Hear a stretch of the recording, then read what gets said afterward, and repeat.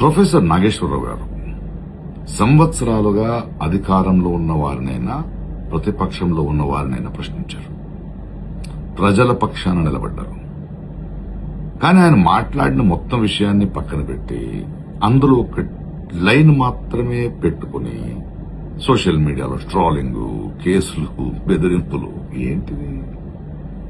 ఇది ప్రజాస్వామ్యమా? లేక మా నాయకుడిని ప్రశ్నిస్తే నాశనం చేస్తాను అనే రాజకీయ గుండాయిజమా?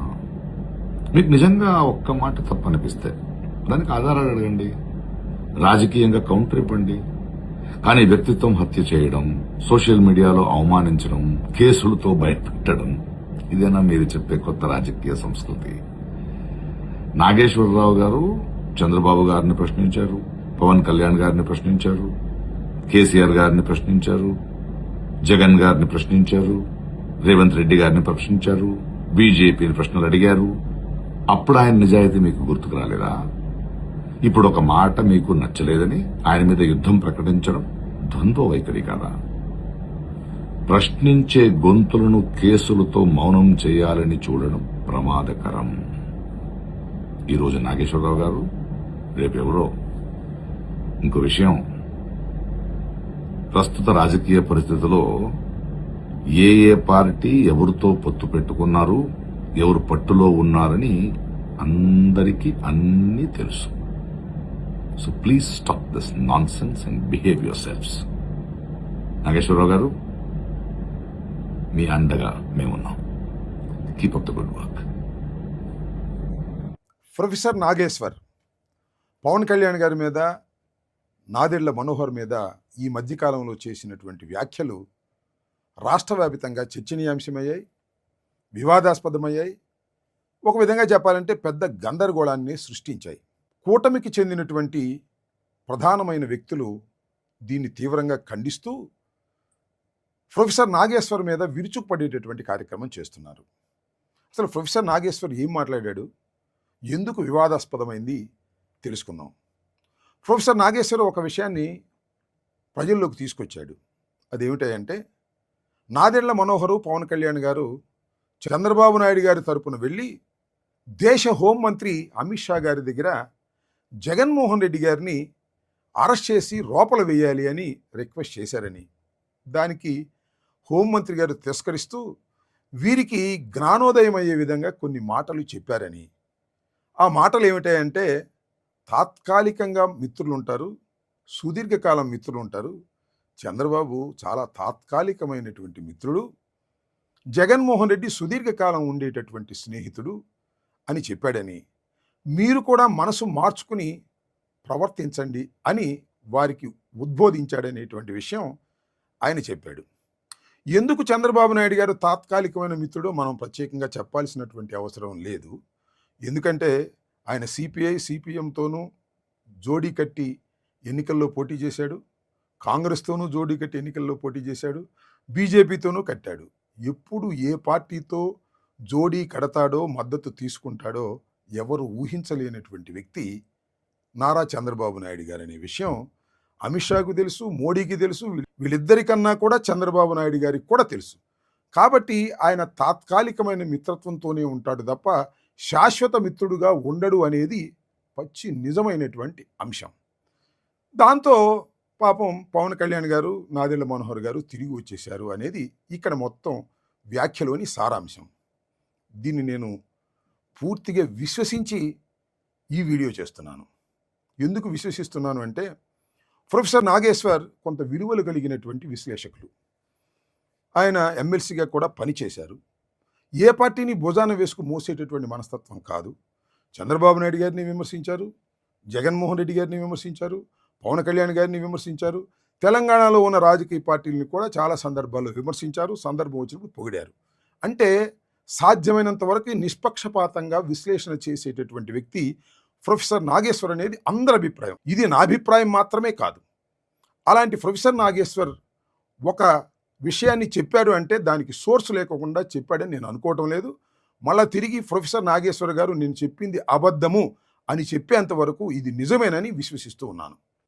రెండో పాయింట్ ఏంటంటే, నారా చంద్రబాబు నాయుడు గారి ప్రవర్తన, ఆయన ధోరణి ఎలా ఉంటుంది అని. మీకు గుర్తుండే ఉంటుంది, కాంగ్రెస్ పార్టీతో జతకట్టి కాంగ్రెస్ పార్టీతో రహస్య అలయన్స్ పెట్టుకొని జగన్మోహన్ రెడ్డి గారిని 16 మాసాలు జైల్లో పెట్టినటువంటి ఉదంతం మన ముందు కనిపిస్తూ ఉంది. అదేవిధంగా భారతీయ జనతా పార్టీని కూడా జగన్మోహన్ రెడ్డి గారిని లోపలేయమని పలుమార్లు రిక్వెస్ట్ చేసినటువంటి సందర్భాలు కూడా ఉన్నాయి. 2014 నుంచి 2019 వరకు ఆయన ముఖ్యమంత్రిగా ఉన్నప్పుడు ఢిల్లీ వెళ్ళి రాష్ట్ర అభివృద్ధి కన్నా కూడా జగన్మోహన్ రెడ్డి గారిని లోపల వేయాలి, ఆయన్ని బంధించాలని కోరాడు అనే అంశం ఎవరు చెప్పారో అని మీకు గుర్తుండే ఉంటుంది. కన్నా లక్ష్మీనారాయణ గారు ఈ రోజున తెలుగుదేశం పార్టీలో శాసనసభ్యులుగా ఉన్నారు. ఆ రోజున భారతీయ జనతా పార్టీ రాష్ట్ర అధ్యక్షుడిగా ఉండి బహిరంగంగా చెప్పినటువంటి అంశాన్ని ఇక్కడ మనం గుర్తుపెట్టుకోవాలి. కాబట్టి చంద్రబాబు నాయుడు గారి నైజం ఏమిటయ్యా అంటే, ప్రత్యర్థి అయినటువంటి జగన్మోహన్ రెడ్డి గారిని ఏదో ఒక విధంగా లోపల వేసి హింసించి ఓడించాలనే తప్ప డైరెక్ట్గా రాజకీయాల్లో ఓడించలేమనేటువంటి ఉద్దేశంతో ఆయన ఏదో ఒక విధంగా అరెస్ట్ చేయాలనేటువంటి ఆలోచన చేస్తున్నాడనేది అందరికీ తెలిసినటువంటి సత్యం. ఇంకో అంశం ఏంటంటే, లిక్కర్ కేసులో అంతిమ లబ్ధిదారు ఎవరు? జగన్మోహన్ రెడ్డి గారు అని సాక్షాత్తు చంద్రబాబు నాయుడు గారి వర్గమే తీవ్రమైన ప్రచారం చేసింది. అంటే ఈ లిక్కర్ కేసులో ఖచ్చితంగా జగన్మోహన్ రెడ్డి గారిని అరెస్ట్ చేయబోతున్నారనేటువంటి సూచనలు విరివిగా ఇచ్చారు. కానీ అరెస్ట్ చేయలేకపోయారు. అది వేరే అంశం. తర్వాత అరెస్ట్ చేస్తారేమో వేచి చూద్దాం. ఈ ప్రయత్నాలు జరుగుతూ ఉన్నాయి కాబట్టి. ఇంకా మూడో అంశం ఏమిటంటే, చంద్రబాబు నాయుడు గారు రాజనీతి చాలా గొప్పది. ఆయన డైరెక్ట్గా వెళ్ళి అమిత్ షాని అడిగితే తిరస్కరిస్తారు కాబట్టి, ఇలాంటి అనుభవం పూర్వం కూడా ఉంది కాబట్టి, అమిత్ షాతోనూ మోడీతోనూ తనకన్నా ఎక్కువ సన్నిహిత్యం కలిగినటువంటి పవన్ కళ్యాణ్ గారు వెళ్ళి అడిగితే పని జరుగుతుందని ఆయన్ని పురమాయించి పంపించినటువంటి సందర్భం అని నేను అనుకుంటున్నాను. పాపం చంద్రబాబు నాయుడు గారు పంపిస్తే పవన్ కళ్యాణ్ గారు వెళ్తాడు. వెళ్ళడని అనుకుంటున్నారా? ఖచ్చితంగా వెళ్తాడు. ఎందుకంటే చంద్రబాబు నాయుడు గారు చాలా రాజకీయాలు తెలిసినటువంటి వ్యక్తి, పవన్ కళ్యాణ్ గారు రాజకీయాలు తెలియనటువంటి వ్యక్తి, ఒక విధంగా రాజకీయ అమాయకుడు. అందువల్లనే ఈయన్ని పావులాగా ఉపయోగించుకొని అక్కడ పని చేసుకోవాలని ప్రయత్నం చేశాడు. వీళ్ళు వెళ్ళుంటారు, అడిగుంటారు, వాళ్ళు తిరస్కరించుంటారు, కాముగా వచ్చేసి ఉంటారు.